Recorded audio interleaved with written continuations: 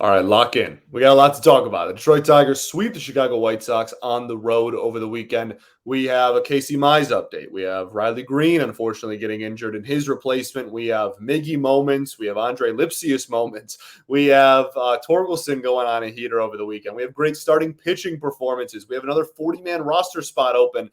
We got a lot to talk about, so let's cover it all today on Locked On Tigers. You are Locked On Tigers, your daily Detroit Tigers podcast. Part of the Locked On Podcast Network, your team every day.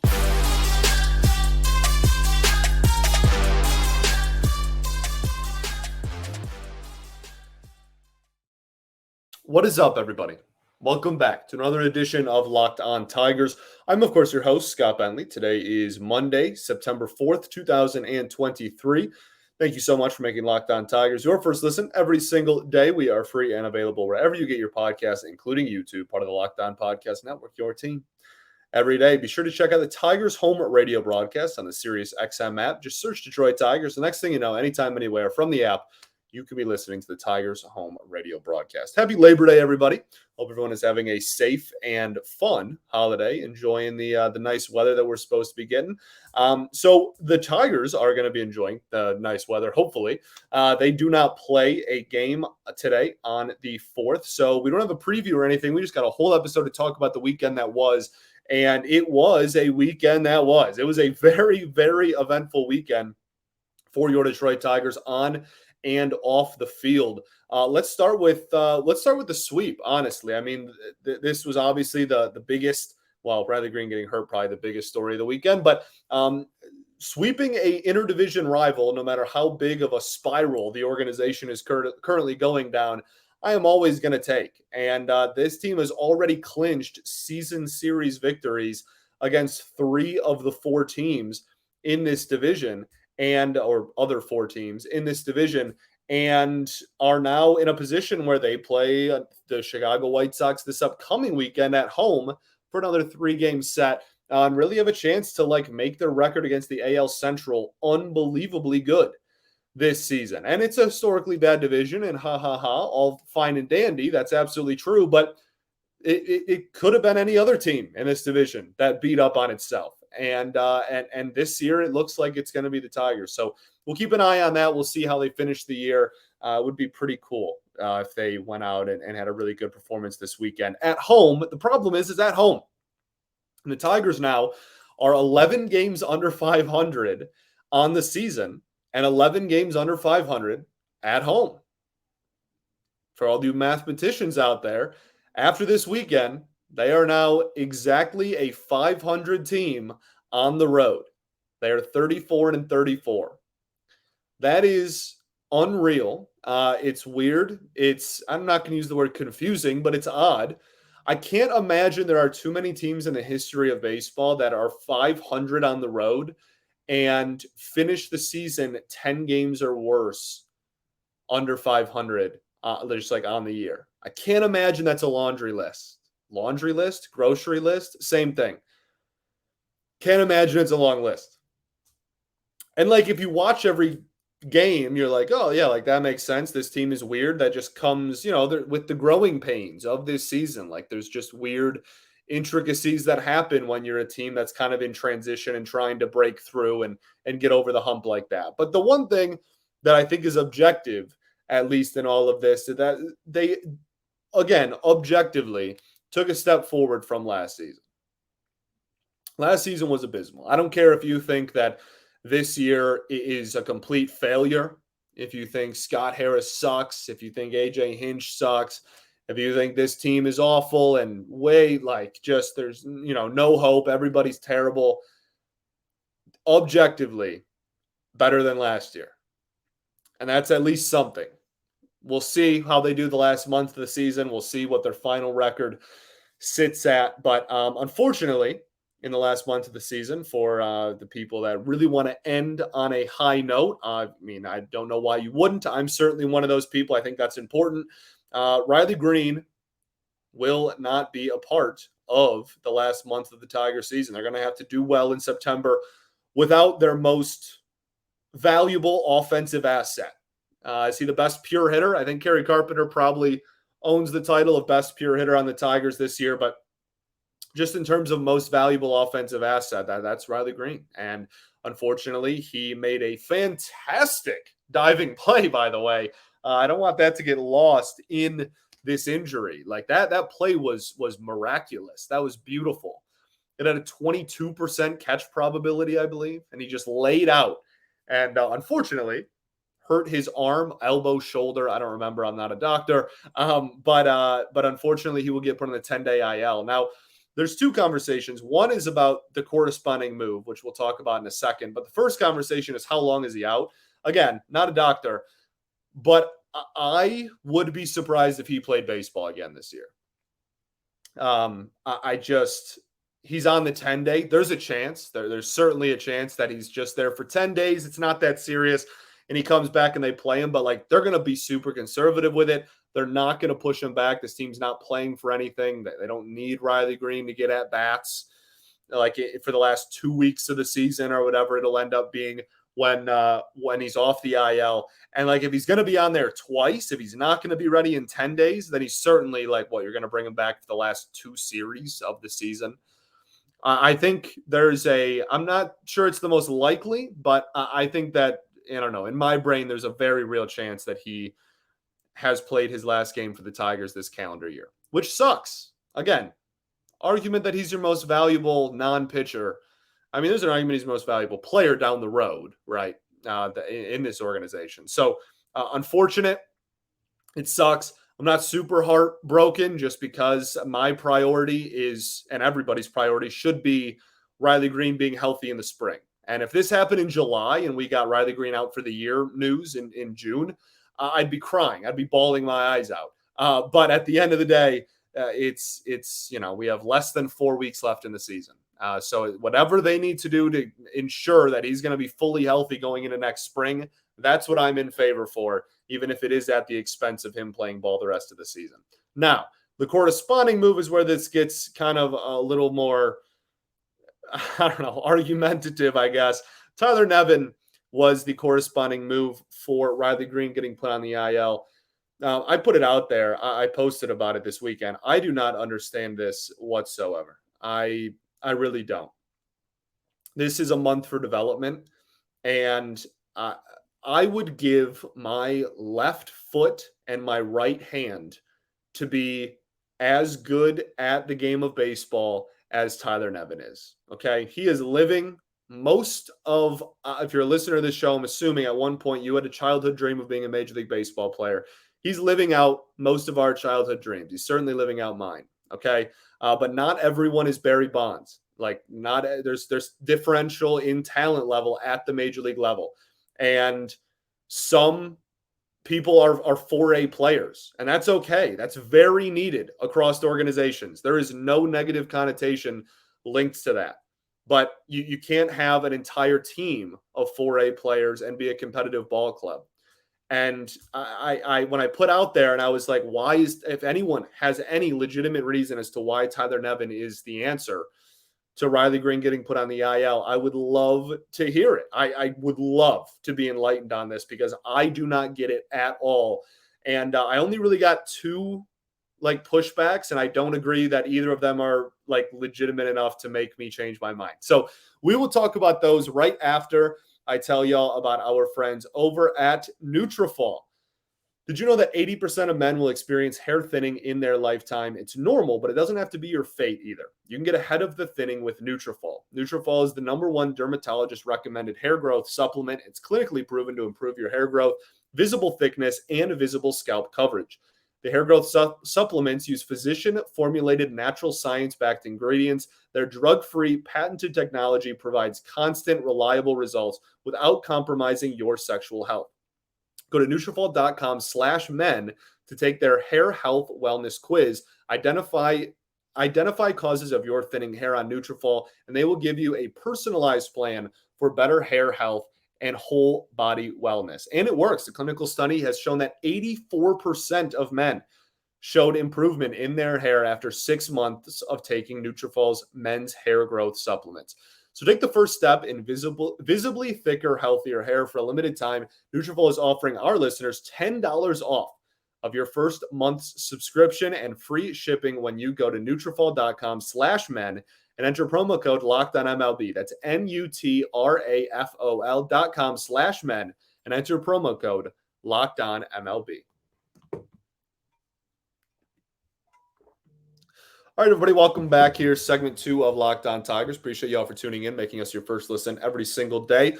Let's get right back into it. Okay, we got a lot to talk about. So we're talking about Tyler Nevin and the decision to bring him up. The two pushbacks I got, and most people agreed with me, I will say, but the two pushbacks I got was, one is that he's raking in Toledo. I don't deny that. He has absolutely been raking in Toledo. My point is that last season, okay, for the Baltimore Orioles, Tyler Nevin had an OPS in AAA of over 860. Okay, just a hair over 860. That's really good. Then he was called up to the majors, and not a tiny sample size, had a 560 OPS. This season, he has been crushing the ball in Toledo. His OPS in the majors is sub 400 going into the game on Sunday. I don't mean this in any negative connotation or in disrespectful way, but some players are 4A players. That's just your role. And every organization has them and needs them. That is the word. Every organization needs them for they are vital parts of organizations. But that doesn't mean we should prioritize Tyler Nevin at bats in September over a player who might actually be a long-term piece to this team. Tyler Nevin's not going to be on the major league roster come spring on opening day, and he might not even be on the 40-man roster. He might be a casualty of the winter. So like the whole we're going to earmark at-bats for young players thing, this is a just straight up slap in the face to that. I don't believe you anymore. You chose Tyler Nevin over Justin Henry Malloy and Colt Keith. I don't believe you. Okay. Winfield Perez, haven't heard an injury update. There was some rumors that he got pulled from that game because he hurt his leg. I haven't heard like a overall organizational report on that. But if he's healthy, he's in that conversation too. Don't believe you. The earmarking at bats thing. Okay. The other one was that, he's on the 40-man. That means nothing to me. And like I promise I understand that they need to be on the 40 to make the major league roster. We've been talking about the intricacies of roster movement for 2.5 years on this show with me as the host. Okay, like I promise I understand that you can only pick people on the 40-man. My point is that you could make 40-man roster space with the snap of a finger. There is no like, the 40-man's full. Like all 40 of these guys are going to be on we're going to go through so much turnover. And this is prepping for the winter, but like easily 10 players on the 40-man are going to get axed in the offseason, probably closer to 15, and maybe even a repeat of last year's like 20. Most of the players on the 40-man roster are not long-term pieces to this machine that we're trying to build here. So he's not on the 40-man. I understand that Nevin's the one on the 40. You could make space for both of them in a heartbeat, and no one would lose sleep about it at all. Nonetheless, one of them. And I know I'm right. Because at the end of the show, we'll talk about the fact that they literally have 39 players on their 40-man roster now and got rid of someone who DFA'd and put on waivers 2 players. One cleared and the other one didn't, and he was just picked up 5 days ago. There are plenty of expendable names on this list. The Tyler Nevin thing is preposterous to me. I hope he has a 2,000 OPS and literally looks like Barry Bonds reincarnated from the right side of the plate the rest of the year. Okay, we'll root for him forever. He played for the Tigers organization. But the earmarking at bats for Tyler Nevin over other players makes absolutely negative sense to me. And I still haven't heard like a legitimate thing that makes sense in my brain, at least. Maybe it makes sense to you. That's fine. We can have differing opinions. But I haven't heard an argument that has clicked in my brain yet. Let's get to the actual games here. Actually, that's a lie. Let's get to Casey Mize really quick. He had at the end of last week, I guess. Again, not a doctor. I've listed that like 5 times this episode. But he had a live bullpen session at the end of last week, either Thursday or Friday. I don't remember the exact day. And he got it stopped short for arm fatigue, is what they listed it as. A lot of people really freaked out about this. I am not. Again, I don't know what I'm talking about. I don't in the medical like field. I don't know if that's like a huge deal or not. Maybe I'm just like ignorance is bliss, and I'm just like naive to how serious of an issue this is. But that doesn't sound like the end of the world to me. They don't seem concerned about it at all. Casey Mize's quote was this kind of stuff happens in rehabilitation processes all the time. And if I was down in Lakeland rehabbing, no one would even hear about it and it wouldn't be news. So like, I'm going to take their word for it. The velocity is good. It's not like the stuff fell off the table or looked like garbage. Like everybody's talking about how great the fastball looks. Like I'm not going to lose sleep over it until somebody tells me to, as far as this goes. So that's the latest update. Again, someone's way more medically inclined and is like, hey, I've literally like done Tommy John before and like did this surgery on Casey Mize himself. This is a big deal. Then like maybe I'll change my tune. But for now, I never expected him to pitch this year anyways. I mean, you can go back. If you're an everyday listener, you're aware, like since April, I've been like, I don't know why people are thinking that he's going to pitch this year. I don't see it. And it was looking like I was going to be wrong there for a second. And people were clamoring like, oh, rehab start in September. Like we'll see. But I think that's pretty much certainly out the window now. So we'll keep an update on it. We'll see what happens until it gets worse. And it's more than just fatigue. After like barely having like really pitched like seriously in the last calendar year, I'm gonna just take it as fatigue, and we're gonna take it with a grain of salt. Now let's get into the ball games. Reese Olson was great. All 3 starters were great. Tarek Skubal on Sunday goes 7 innings, 2 runs against. Erod had a solid outing on Friday, and then Reese Olson, the story of the weekend as far as starting pitchers go, with 7 innings of shutout ball on Saturday. Obviously, we have to take into consideration the White Sox are an absolute train wreck right now, but I don't really care. I'm going to absolutely sing the praises of all of these guys. Erod was really just command-based, not too much else to say about it. His cutter has been losing command lately. I think he got it back in this game. If it's for a start, we'll see. But important month for him and his paycheck here at the end of the year. And yeah, I was very impressed by the command. It's just when he's on, he's very tough to hit. And when his variations of fastball, the sinker, 4-seam, cutter, when those 3 pitches are located well, he's almost impossible to square up and hit hard. And I think this was kind of the textbook definition of that. So great for him. Tarek Skubal on Sunday. I thought early on he was kind of nibbling and was not very efficient. And then after the second inning, maybe after like the first time through the lineup, he just locked in. And like he had to going 7 innings, sub 100 pitches. If you would have told me in July when he was making his major league debut and we weren't letting him go past like the 4th inning, that in September of 2023, he was going to have outings in which he would go 7 innings with under 100 pitches and still have good strikeout numbers, I would have kissed you on the forehead and cried a little bit. Like, like this is great. This is great to see, how quickly we forget a month and a half ago, this guy was barely pitching. So fantastic sign to see him. If he can keep doing this the end of the year, we can really go into next spring with like the utmost confidence that this dude's going to be 100% on opening day for the first time, maybe in his major league career. And that would be awesome. So I'm hoping for a really good, solid September out of him. And then Reese Olson, man, like I said, fantastic. Only 1 strikeout, but no runs, no walks. Just pounding the zone, which is I love. That's like one of my favorite traits in a starting pitcher. That's why I love Erod so much.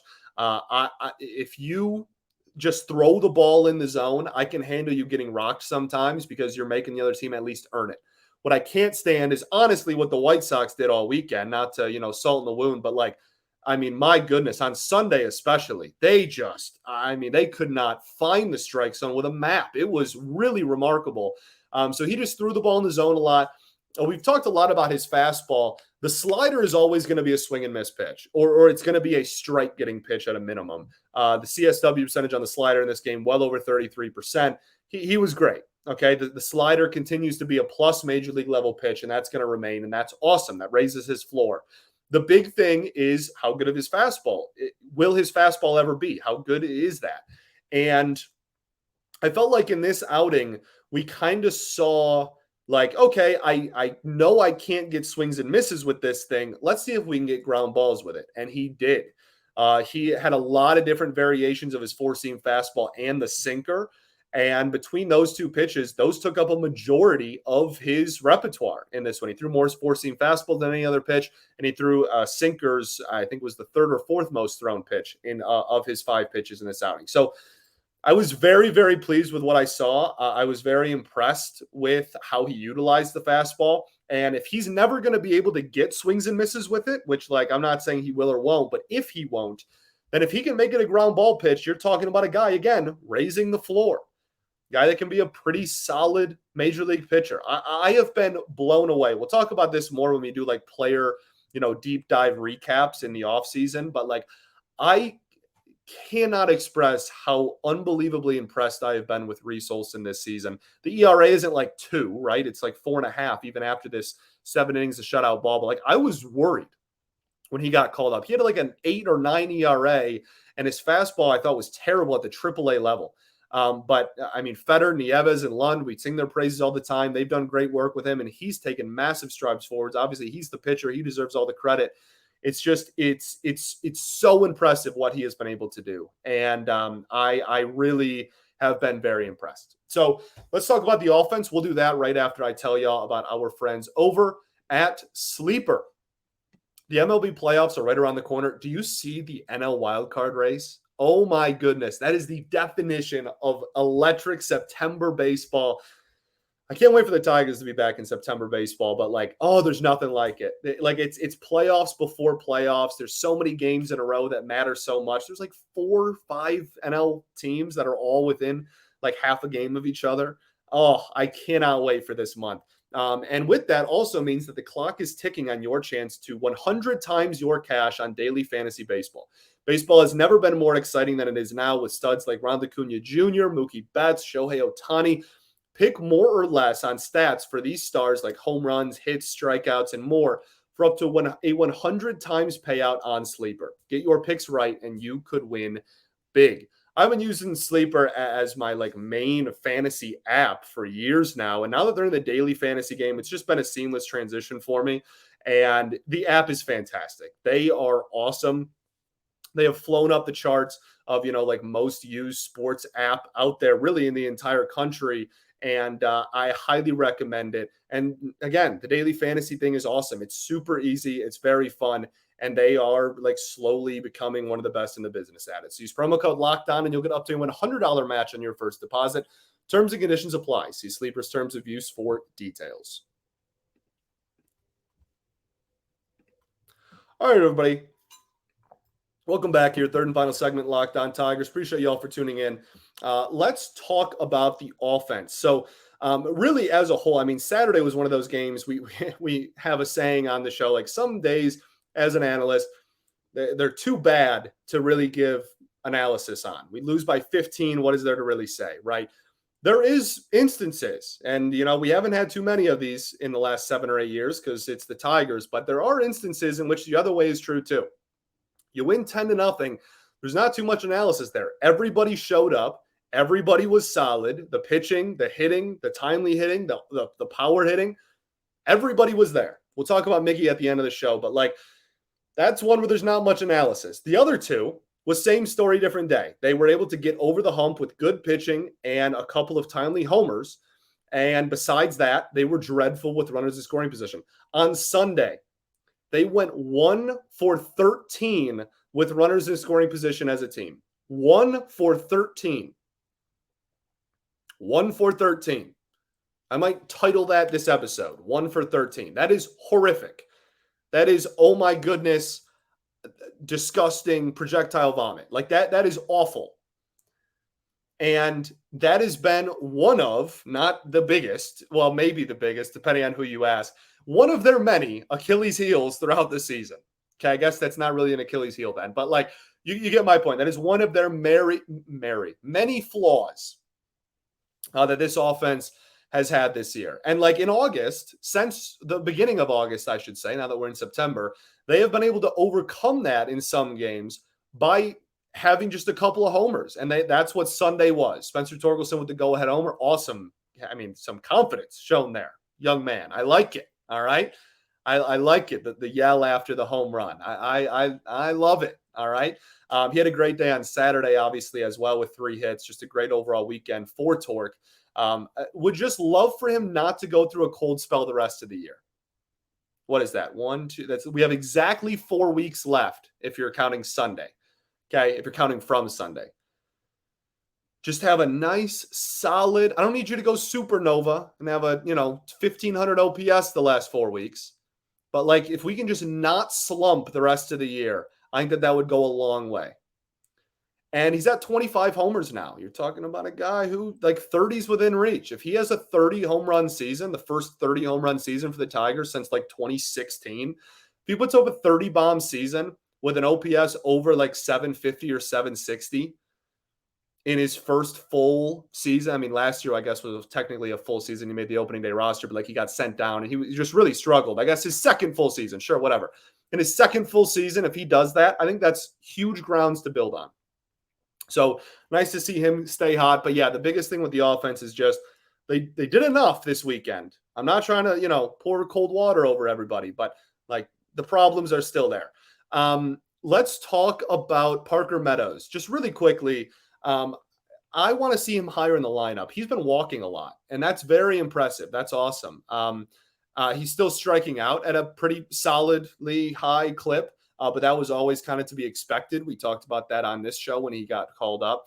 But he's been walking a lot, like at a very, and he walked, decently in the minors, but like he's been walking at a really nice clip so far. So I would like to see him get more of an opportunity. When he's putting the ball in play, he's doing damage. He's wreaking havoc on the base paths.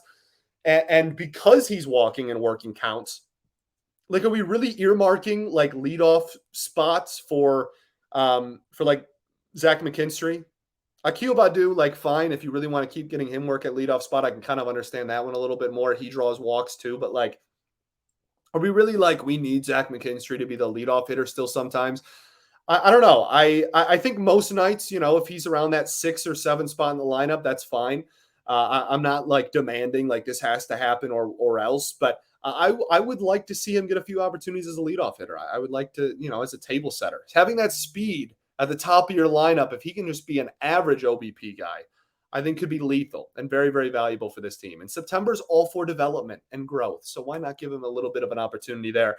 Andre Lipsius, awesome moment. How can you not be romantic about baseball type of stuff? First hit is a home run. The family's in attendance. His brother is a character, man. That guy grabbed the mic and just ran away with it. Give him a broadcasting job somewhere. He knew what he was doing with the microphone in his hand. I absolutely love it. But seeing his brother and his whole family's reaction to the homer is nice. Just a hanging breaking ball, man, that he just deposited almost 400 feet, just under. I think it was like 390, might have been 399. Just under 400 feet to left center field in Chicago. Just awesome. Really awesome. The one thing I would like to see him play more. And like, I'm not like anointing him as the third baseman of the future. I think he's got a lot to prove. We've talked about what he needs to work on still. We talked about that when he got called up at the end of last week. But when you look at this roster, again, September, when you're out of it, is for development. That's why September call-ups exist. That's why Jason Dominguez is getting ABs for the Yankees. Like, the Yankees are putting all their top prospects in the majors. Like, that's what this is for. And like, you should give the most reps at third the rest of the year to the player who has the highest percent chance of playing third base for the Detroit Tigers next season on the major league roster. Okay. Now, Cole Keith and Justin Henry Malloy are not on the major league roster right now, so we can't include them. So of what's on the roster, The only two people that even have an above 1% chance are Andre Lipsius and Matt Vierling. I don't think either of them are high. But if you're just talking, there's a highest to everything, right? Like you could be a low number and still be the highest on the team. Could be a 1% chance for all I care. It's going to be the highest on the team. So, why are we? He didn't play 2 of the 3 games in this series. I just don't understand. Or he didn't start 2 of the 3 games, I should say. I just don't understand. I would like to see, let him play. You called him up for a reason. What? I don't know. I would like to see. I would like to see him play third. You called him up. Let's actually utilize it. If he wasn't going to play, you should have just left him in Toledo so that he at least wasn't getting benched all the time. Then as far as where do we want to end? Well, we want to end on Miggy. 40-man roster spot is open. That's what we'll talk about now. Yeah, I think there's a lot of different ways you could go with this. I would make it Justin Henry Malloy, and I would do it tomorrow. And it would be very easy. I'd do it today as you're listening to this. It'd be a very easy decision for me. I know that some people are on the aisle where they side with Harris. Some people are adamantly against Harris to how he's handled Justin Henry Malloy. My thing is he's hit a homer in 4 straight games and has an OBP on the season in the mid 400s. It's 430 something, I want to say. To insinuate that he has anything left to prove at the AAA level at the plate, I think is preposterous. So we can just throw that out the window. Okay. Now, the defense is what Scott Harris keeps citing. I refuse to believe, and again, if you disagree with me, that's fine. We can have differing opinions. But in my brain, I refuse to believe that 1 month of more defense in AAA is going to benefit Justin Henry Malloy so much that long-term he will be a better defender because of it, as opposed to him playing the same positions defensively at the major league level in the month of September. That does not compute to me. I understand that the minors are for player development. I understand. Okay. I understand how player development, works, and everybody's differing, opinions and theories on it. I get it. But I just 1 month in September for purely defensive reasons does not make sense to me. He can work on his defense at the major league level. I promise it's possible. It should happen. We should have an organization where players continue to get better once they make the majors and don't just make the majors and then stop their development. I find it hard to believe that this 1 month is going to substantially alter the future of Justin Henry Malloy, the defender, and his career path. It really does not make sense to me. So that's what I would do with the open 40-man roster spot. And then I would obviously, if you're going to put him on the 40-man, you call him up to the majors. There's no reason to put him on the 40 if you're not going to do that. And again, there's a lot of players you could very easily send down to Toledo. There's a lot of players you could very easily send down to Toledo. That's not a difficult conversation. I promise there's room for Malloy. I promise. Okay. Colt Keith, every single day that goes by, become more, honestly, not even every single day. At this point, I just am convinced he's not going to play Major League Baseball this year. I don't think it's going to happen. I think we're going to see him in Detroit next season. I disagree with that, but that's what I think is going to happen.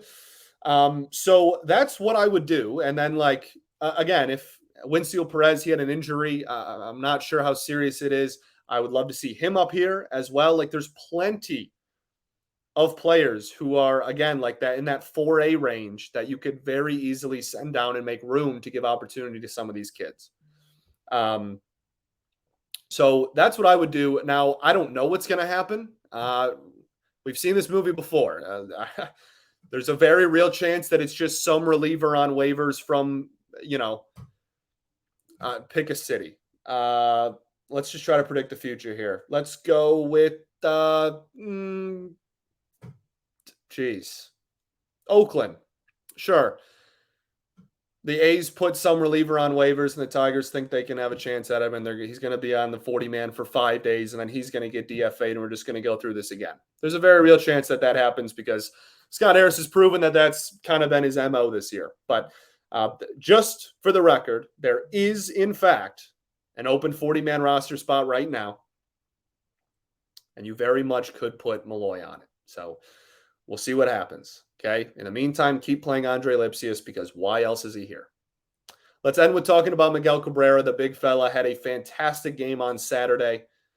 4 hits for Miggy, his first 4-hit game in a couple of years. It's so incredible. That really is the word. He's an incredible talent. One of the most, just on a pure talent basis, one of the most gifted hitters in the history of this planet. And let's find out what his numbers are this year. He's been hitting over 300 since the end of May. Like, that's not a small sample size. And for him to just continue, he's got a 257 average and a 671 OPS. That's well below a league average hitter still, right? And he has no power. He doesn't really draw walks anymore. But I'll be darned if he's still not racking up singles. And he's got a little bit of more, like, he got a couple of doubles lately. Seen a little bit more pop, the ball driven a little bit more. I'm not even sure he's going to hit a home run ever again. But, like, it's just awesome to see. And we're in the last month of Miguel Cabrera. I'll reiterate this point in the offseason when we dedicate, like, substantial time after he retires, maybe even a whole episode. We'll see what happens to Miguel Cabrera after he retires. But the last time, I'm in my mid-20s, okay? The last time that Miguel Cabrera was not on my baseball team, I was in, like, 4th grade. I was 9 when the trade happened, 9 or 10 when the trade happened. I was in elementary school the last time Miguel Cabrera was not on my baseball team. That's a whole generation of memories that this man has provided to an entire city. So just really cool. I hope he goes on fire. I hope he pulls an Albert Pujols. And I don't think it's possible as far as the home runs go, but I would love to see him just get, 2 for 4 every night from here on out. Just rack up the hits, have a cool, maybe, like a walk-off single or something left. Just give us as many more of those moments as we can, because very quickly here, in weeks, no longer months away, in weeks, Miguel Cabrera is gonna go. And it is the right time. I'm not trying to, like, beg for another year. Like, it's the right time. This is the end of the road, and it should be. But with nothing else to play for as far as wins and losses go, he becomes the main event pretty much every single night out there. And I hope he gives us a few more moments. Thanks for making Locked On Tigers your first listen every single day. Free and available wherever you get your podcasts, including YouTube. Shout out to the everydayers that do tune in every day. I think we'll be back tomorrow. There's a chance that that would be Labor Day for me, right? Because I record these the day before. So there's a chance that we won't. But if we have enough news and notes to kind of go over for a show tomorrow, we'll try to get one out. If not, I'll post about it too. You won't be blindsided by no episode. Yeah. I'll see y'all then, baby. Peace and love. Going to therapy's dope. And I'll catch y'all later. Go Tigers.